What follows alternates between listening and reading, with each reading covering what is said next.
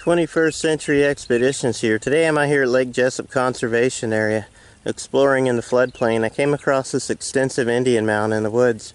Across from me here is some giant cutgrass, also known as southern wild rice. Several species of wild rice the Native Americans would harvest. So let us go take a look at this mound back here in the woods.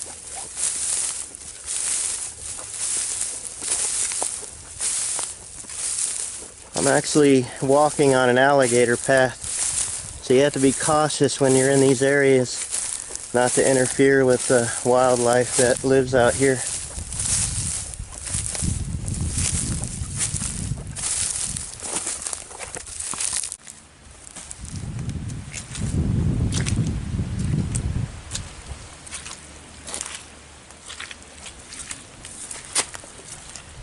You can see the freshwater snails scattered all about, which they use to build up this earthen mound.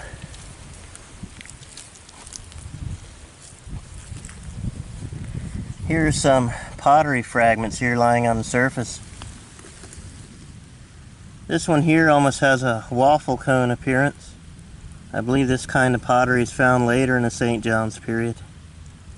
It would use freshwater sponge spicules fused with clay to form their pottery, and if it was damaged and no longer useful, it would be discarded along with everything else that was thrown into the mound to build it up.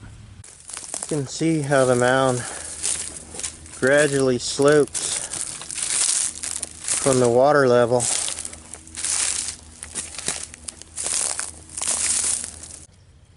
There are some pretty juniper trees on the mound here.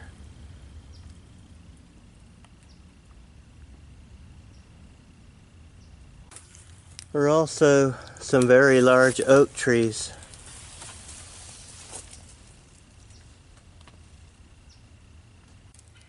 There's an orange tree on the mound. There's quite a few of them.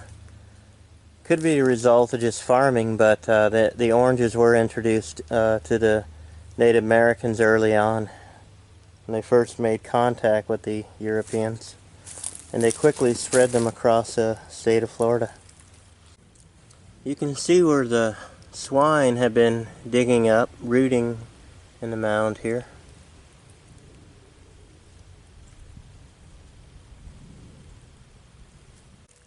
Interesting sight here. This hackberry tree looks like it has been uprooted by a hurricane. The hackberry was an important part of the Native American diet.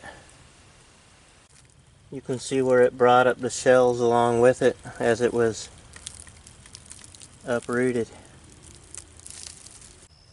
Here's a view of some of the floodplain trees here to give you kind of an idea of what kind of terrain that these floodplain Indians would have lived in.